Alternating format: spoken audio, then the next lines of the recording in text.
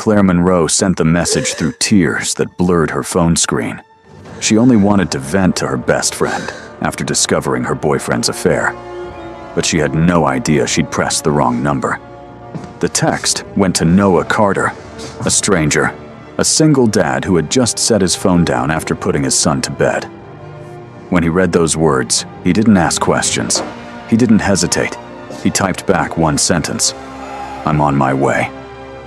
Could a wrong number become the right answer? Claire Monroe sat on the edge of the bed she'd shared with someone for 3 years, staring at the phone in her hand like it was evidence in a trial. The apartment felt smaller now. The walls seemed closer. She was 29 years old, worked freelance as a graphic designer, and until 2 hours ago, she believed her life was stable. She believed she knew the man sleeping beside her every night. She believed in a lot of things that turned out to be convenient lies. The discovery had been accidental. She wasn't the type to snoop. She didn't go through his phone or check his messages. But when his laptop was open on the kitchen table and a notification popped up with a woman's name and a heart emoji, Claire's hands moved before her brain could stop them. She clicked. She scrolled. She read every word. The messages went back months. There were photos. There were plans. There was a whole other version of his life that didn't include her at all. When he came home from work that evening, she didn't yell. She didn't throw anything. She just asked him one question. He didn't deny it. He didn't apologize either. He said it wasn't serious. He said she was overreacting. He said a lot of things that made her feel like she was the problem. So she grabbed her coat, her phone, and walked out before the tears could start. She didn't want to give him the satisfaction of seeing her break. She ended up at a coffee shop 6 blocks away. It was the kind of place that stayed open late for students and insomniacs. The lights were dim. The air smelled like burnt espresso and old pastries. Claire sat in the corner booth farthest from the counter and ordered a coffee she didn't drink. She just needed somewhere to sit that wasn't home. Somewhere that didn't smell like him. Somewhere she could fall apart without an audience. She pulled out her phone and opened her messages. Her best friend's name was at the top of the list. They'd been close since college. She was the person Claire called when things went wrong. She was supposed to understand. Claire's fingers moved quickly across the screen, typing through the blur of tears. "He hurts me." She added her location without thinking. She just wanted someone to know where she was. She wanted someone to care. But her hands were shaking. Her vision was blurred. And when she hit send, she didn't notice that the last digit of the number was wrong. The message didn't go to her best friend. It went to a stranger. Across town, Noah Carter was washing dishes in a kitchen that hadn't been updated since the 1980s. The faucet dripped. The linoleum was cracked. The cabinets didn't close all the way. But it was home. He'd lived there for 6 years, ever since his ex-wife left, and he got full custody of their son. The place wasn't much, but it was theirs. He worked as an HVAC technician, fixing air conditioners and heaters for people who didn't know how to change a filter. The pay was decent. The hours were long. But he made it work because he had to. His son Tommy was 8 years old and obsessed with dinosaurs. He had a collection of plastic figures lined up on his bookshelf in order of size. He knew all their names. He could tell you which ones were herbivores and which ones were carnivores. Noah didn't understand half of it, but he listened every time Tommy explained. That's what you did when you were a single parent. You listened. You showed up. You didn't get a second chance if you missed the first one. Tommy had just fallen asleep after 3 stories and 2 glasses of water. Noah stood in the doorway of his room for a moment, watching the rise and fall of his son's chest under the blanket. The nightlight cast a faint glow across the walls. The dinosaurs stood guard on the shelf. Everything was quiet. Everything was safe. Noah pulled the door halfway closed and walked back to the kitchen. His phone was on the counter. He picked it up out of habit, scrolling through emails he didn't care about and news he'd already read. Then a message came through. The number wasn't saved. The text was short. "He hurts me." There was a location pin attached. Noah stared at the screen. His jaw tightened. His chest felt heavy. He didn't know who sent it. He didn't know the situation. But he knew what those words meant. Or at least, he thought he did. Years ago, his younger sister had been in a relationship with someone who hurt her. She never said it outright. She made excuses. She wore long sleeves in summer. She smiled when people asked if she was okay. Noah didn't push. He thought she'd tell him when she was ready. He thought he had time. By the time she finally left, the damage was done. She was safe now, living 2 states away with a new life and a restraint order. But Noah never forgave himself for not acting sooner. He read the message again. He hurts me. He didn't know this person. He didn't know if it was a mistake or a cry for help. But he wasn't going to take that chance. Not again. He grabbed his keys from the hook by the door and knocked on his neighbor's apartment. Mrs. Callahan was 72 and liked to complain about the noise from upstairs, but she also babysat Tommy when Noah had emergencies. She answered the door in her bathrobe, holding a mug of tea. Noah spoke quickly. He told her he had to go out. He didn't explain why. She asked if everything was okay. He said he wasn't sure yet. She nodded and told him to go.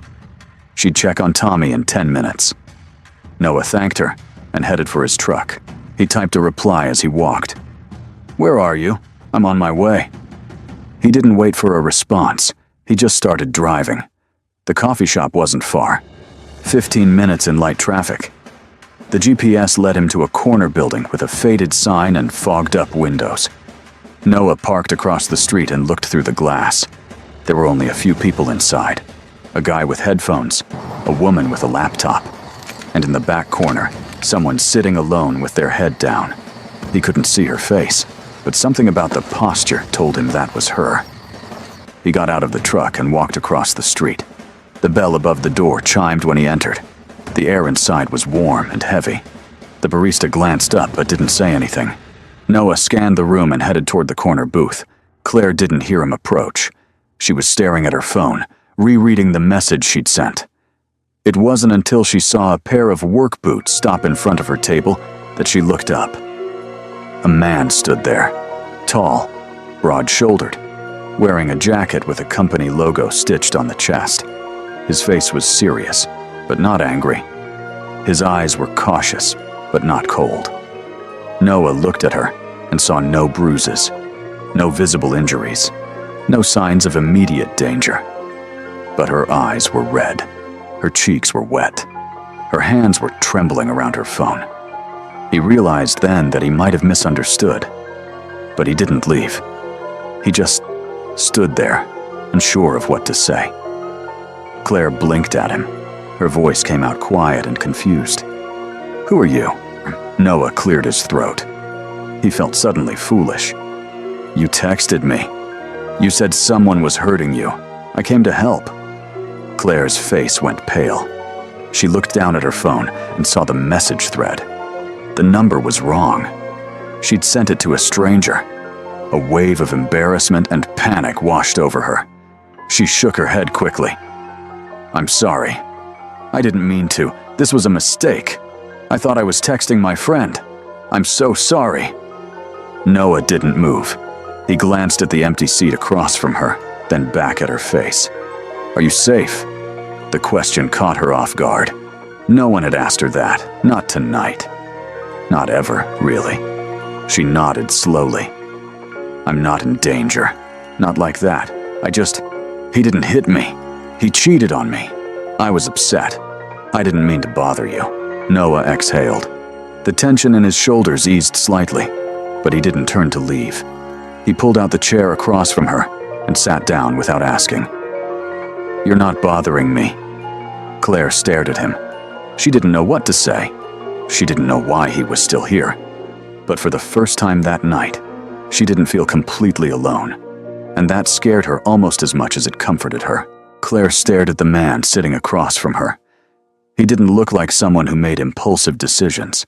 His hands rested flat on the table, calloused and worn from work. His jacket had grease stains near the cuffs. He looked tired, but not in a way that suggested weakness. more like someone who'd been carrying weight for a long time and had gotten used to it. She didn't understand why he was still here. She'd told him it was a mistake. She'd apologized, but he hadn't left. She wiped her face with the back of her hand and tried to pull herself together. Her voice came out rough. "You didn't have to come. I don't even know you." Noah leaned back in the chair. His expression didn't change. "You sent a message that said someone was hurting you. I wasn't going to ignore that." Claire felt a fresh wave of embarrassment. She looked down at her coffee cup. The liquid inside had gone cold. "I wasn't thinking. I just needed to talk to someone. I didn't mean to scare you." Noah shook his head. "You didn't scare me. I just wanted to make sure you were okay." She looked up at him. There was something in his tone that made her believe him. He wasn't doing this for credit. He wasn't trying to be a hero. He just showed up because he thought someone needed help. That realization made her throat tighten. She blinked hard and forced herself to speak. "I'm not okay, but I'm not in danger. Not the way you probably thought." Noah nodded slowly. He didn't press her. He just waited. That was the thing that surprised her most. He didn't ask questions. He didn't fill the silence with advice or reassurance. He just sat there and let her decide what to say next. Claire took a shaky breath. "His name is Ryan. We've been together for 3 years. I thought everything was fine. I thought we were building something. But tonight, I found out he's been seeing someone else. For months. And when I asked him about it, he acted like I was the problem. Like I was being dramatic." Her voice cracked on the last word. She hated how weak she sounded. She hated that she was saying this to a stranger. But once she started, she couldn't stop. "I know it's not the same as what you thought. I know people go through worse. But it still hurts." Noah didn't look away. He didn't minimize it. He just nodded. "It's supposed to hurt. That doesn't make you dramatic." Claire felt something break loose in her chest. She'd been holding it together all night, trying to convince herself she was overreacting. But hearing someone say it was okay to feel this way made the tears come harder. She covered her face with her hands and let herself cry. She didn't care that they were in public. She didn't care that this man was a stranger. She just needed to let it out. Noah didn't try to comfort her. He didn't reach across the table or tell her it would be okay. He just sat there and let her have the moment. When she finally looked up, her face was blotchy, and her eyes were swollen. She felt raw and exposed, but she also felt lighter. She wiped her face again and let out a bitter laugh. "I don't even know your name." Noah offered a faint smile. "Noah Carter, Claire Monroe." She took a deep breath and steadied herself. "I'm sorry you came all the way out here for nothing." Noah shook his head. "It wasn't for nothing." Claire frowned. "What do you mean?" Noah looked at her for a long moment before answering. His voice was quieter now. "A few years ago, my sister was in a bad relationship. She didn't talk about it. She didn't ask for help. I saw the signs, but I didn't push. I thought she'd tell me when she was ready. By the time she finally left, the damage was already done. She's okay now. She's safe. But I still think about what would have happened if I'd done something sooner." He met Claire's eyes. "So when I saw your message, I didn't want to take the chance. I didn't want to assume it wasn't serious." Claire felt her chest tighten. She understood now why he came. It wasn't about her. It was about someone he couldn't help before. She didn't know what to say to that, so she just nodded. They sat in silence for a while. The coffee shop was nearly empty now. The barista was wiping down tables. The guy with headphones had left. It was just the two of them and the hum of the espresso machine. Claire felt the weight of the night pressing down on her. She didn't want to go back to the apartment. She didn't want to see Ryan. She didn't even know if she could face him without falling apart again. Noah eventually spoke. "Do you have somewhere to stay tonight?" Claire nodded. "I can stay with my friend. I just need to call her." "Good." Noah stood up and pulled his keys from his pocket. You shouldn't go back there alone. Claire looked up at him. You're leaving? Noah hesitated. Unless you need me to stay. She didn't know why, but she did. She didn't want to be alone yet. She gestured to the chair. Can you stay for a little while? Just until I figure out what to do. Noah sat back down. Yeah, I can do that. They talked for the next hour. It wasn't deep conversation. Mostly small things. Claire told him about her work, how she'd been freelancing for 2 years, and liked the freedom, but hated the instability. Noah told her about his son, Tommy, and how he'd just learned to ride a bike without training wheels. He mentioned his job fixing air conditioners, and how people always waited until the hottest day of summer to realize their unit was broken. Claire found herself laughing at some of his stories. It felt strange to laugh after everything that had happened, but it also felt necessary. At one point, Claire asked him why he wasn't married. Noah didn't flinch at the question. He just shrugged. I was. It didn't work out.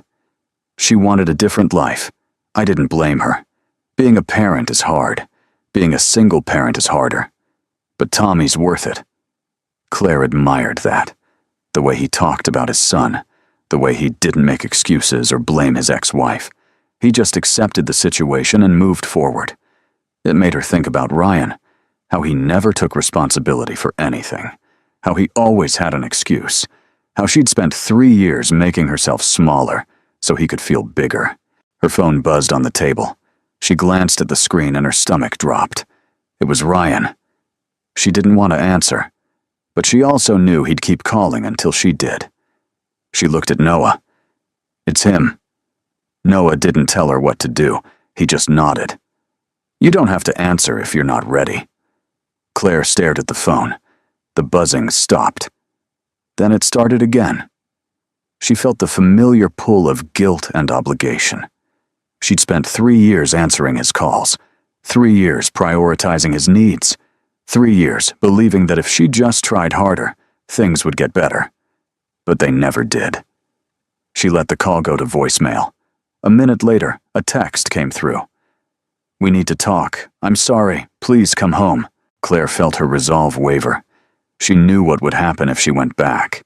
He'd apologize. He'd say all the right things. He'd make her feel like she was being unreasonable. And she'd stay because leaving felt harder than staying. She hated herself for even considering it. But the truth was, she was scared. Scared of being alone. Scared of starting over. Scared of admitting she'd wasted 3 years on someone who didn't value her. Noah watched her face and seemed to understand what she was thinking. He leaned forward slightly. His voice was steady. Whatever you choose, don't choose it, because you're afraid to be alone. Claire looked at him. Those words hit harder than anything Ryan had said all night. She realized that's exactly what she'd been doing. Staying out of fear. Settling out of convenience. She'd convinced herself that being with someone, even the wrong someone, was better than being by herself. But sitting here with a stranger who'd shown her more kindness in 2 hours than Ryan had in 3 years made her question everything. She set her phone face down on the table. I don't know if I'm strong enough to leave. Noah's expression softened. You texted for help tonight. That took strength. I texted the wrong number, but you still asked. Noah's voice was calm but firm. A lot of people don't. They keep it inside until it destroys them. You reached out. That matters. Claire felt tears prick her eyes again, but this time they weren't from sadness. They were from something she hadn't felt in a long time. Relief. Someone saw her. Someone listened. Someone didn't tell her she was overreacting or being too sensitive. Noah didn't try to fix her. He just made space for her to exist exactly as she was. Her phone buzzed again. Another text, then another. Ryan was getting impatient. Claire felt the old instinct to respond, to smooth things over, to make him feel better. But she didn't move. She just sat there, staring at the screen, feeling the weight of 3 years pressing down on her. Noah stood up. I should get back. My neighbor's watching my son. He pulled a receipt from his pocket and wrote something on the back. He slid it across the table. That's my number. The right one this time. If you need anything, call me. Not because you owe me, just because sometimes it helps to talk to someone who isn't in the middle of it. Claire picked up the receipt. She looked at the number, then back at Noah. Why are you being so nice to me? Noah shrugged. Because someone should be. He turned and walked toward the door. The bell chimed as he left. Claire watched him go, then looked back down at the receipt in her hand. She folded it carefully and put it in her pocket. Then she picked up her phone and opened her messages. Ryan's texts were still coming through. Apologies mixed with guilt trips. Promises mixed with accusations. She read them all, and for the first time, she saw them for what they were. Manipulation. She didn't respond.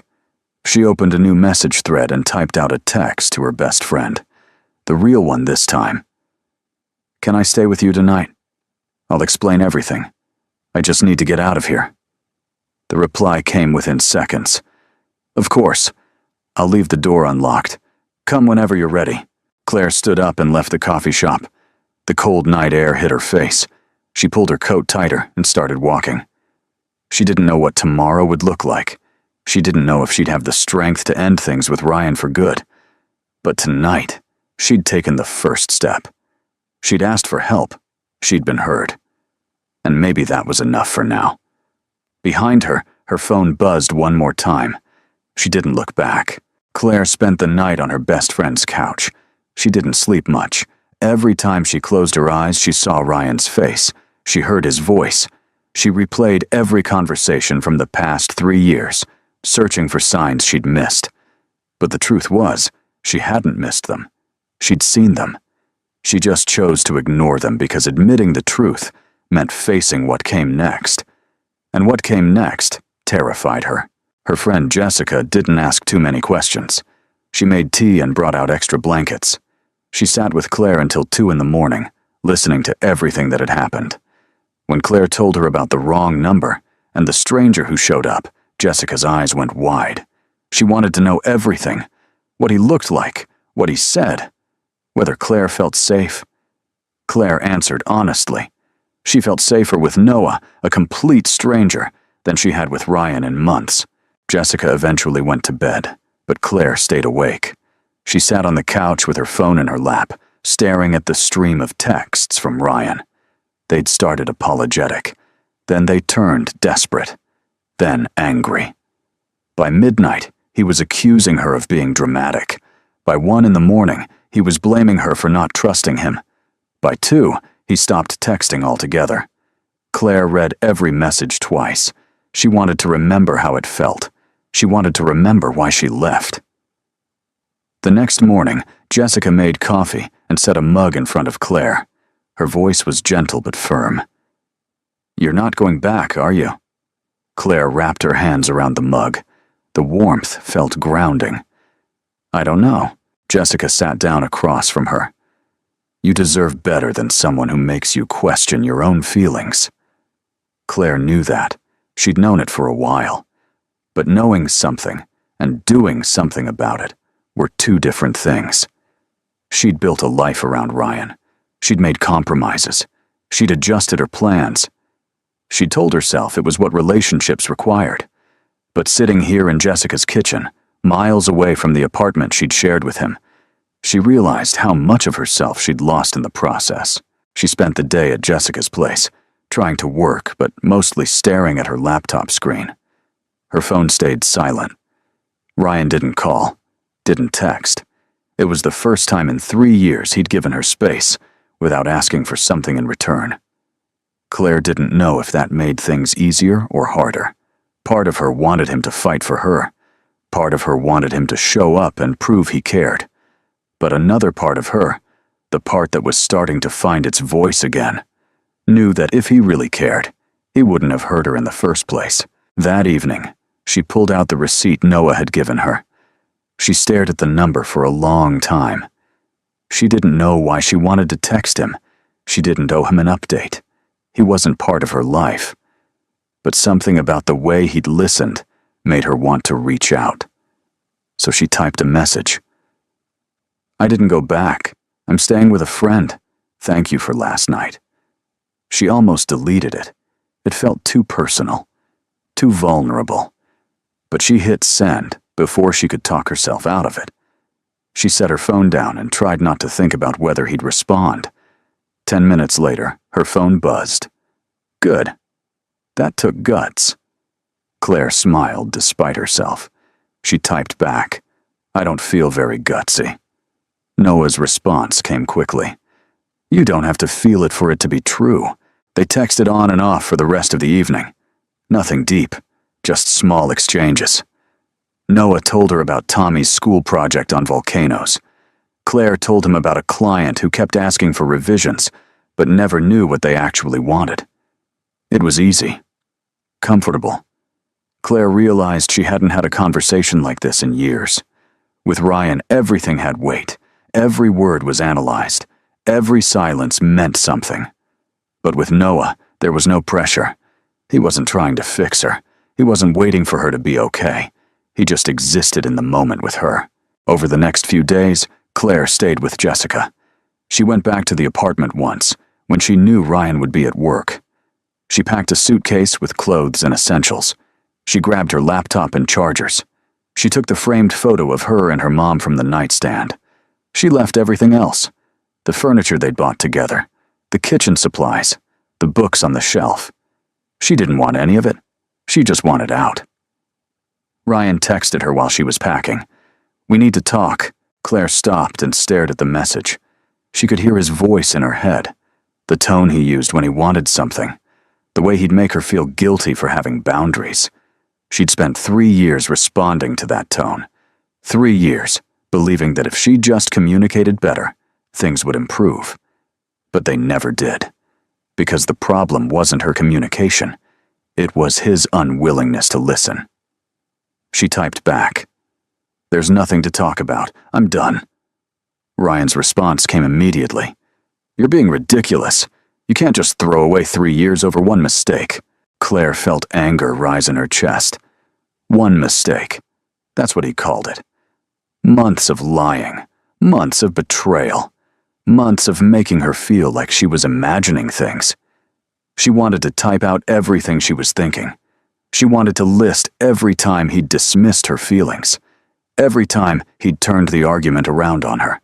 Every time he'd made her apologize for his mistakes. But she didn't. Because he wouldn't hear it. He'd twist it. He'd make himself the victim. So she just wrote, "Goodbye, Ryan."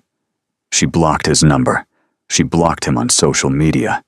She deleted the photos from her phone. It felt brutal. It felt final. It felt necessary. When she got back to Jessica's apartment, she collapsed on the couch. Jessica sat beside her and handed her a glass of wine. Claire took a long sip and let out a shaky breath. "I did it. I actually did it." Jessica smiled. "I'm proud of you." Claire didn't feel proud. She felt hollow, like she'd just walked away from a fire and was still waiting to see if she'd been burned. But she also felt something else. Relief. The constant tension she'd been carrying was gone. She didn't have to check her phone every 5 minutes. She didn't have to worry about saying the wrong thing. She didn't have to make herself smaller to fit into someone else's idea of who she should be. That night, she texted Noah again. "I ended it. For real this time." Noah's response took a few minutes. When it came, it was simple. "How do you feel?" Claire thought about that. She didn't know how to answer. She felt sad. She felt angry. She felt free. She felt scared. She settled on the truth. "I don't know yet, but I think I'll be okay." Noah wrote back, "You will be." Over the next few weeks, Claire started rebuilding. She found a small studio apartment she could afford on her own. It wasn't much. 1 room with a kitchenette and a bathroom the size of a closet. But it was hers. She picked out furniture from thrift stores. She painted the walls a soft gray. She hung up the photo of her mom. She made it feel like home. She and Noah kept texting. Not every day, but often enough that it became part of her routine. He'd send her pictures of Tommy's drawings. She'd send him photos of design projects she was working on. They met for coffee once. It was casual. Easy. They talked about work and life and nothing in particular. Claire realized she was starting to look forward to his messages, not because she needed him, but because he reminded her that not everyone would hurt her, that some people showed up without expecting anything in return.